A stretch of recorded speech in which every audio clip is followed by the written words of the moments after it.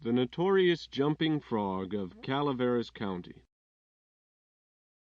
In compliance with the request of a friend of mine, who wrote me from the East, I called on good-natured, garrulous old Simon Wheeler, and inquired after my friend's friend, Leonidas W. Smiley, as requested to do, and I hereunto append the result. I have a lurking suspicion that Leonidas W. Smiley is a myth, that my friend never knew such a personage, and that he only conjectured that if I asked old Wheeler about him it would remind him of his infamous Jim Smiley, and he would go to work and bore me to death with some exasperating reminiscence of him as long and as tedious as it should be useless to me.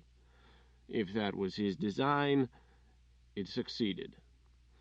I found Simon Wheeler dozing comfortably by the bar-room stove of the dilapidated tavern in the decayed mining camp of Angels, and I noticed that he was fat and bald-headed, and had an expression of winning gentleness and simplicity upon his tranquil countenance.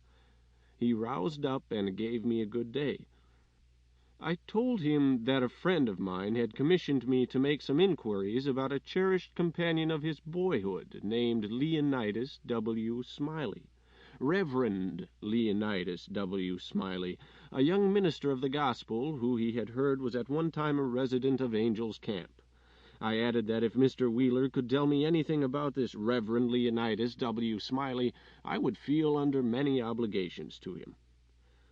Simon Wheeler backed me into a corner and blockaded me there with his chair, and then sat down and reeled off the monotonous narrative which follows this paragraph.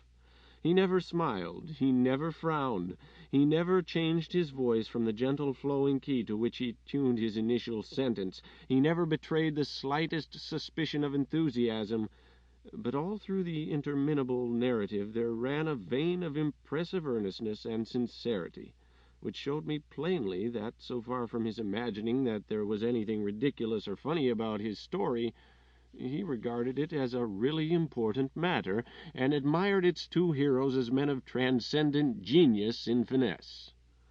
I let him go on his own way, and never interrupted him once. Reverend Leonidas W.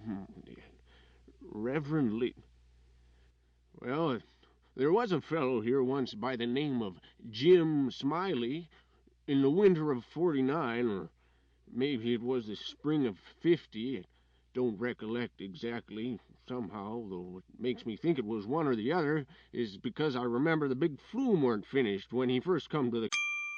Sample complete. Ready to continue?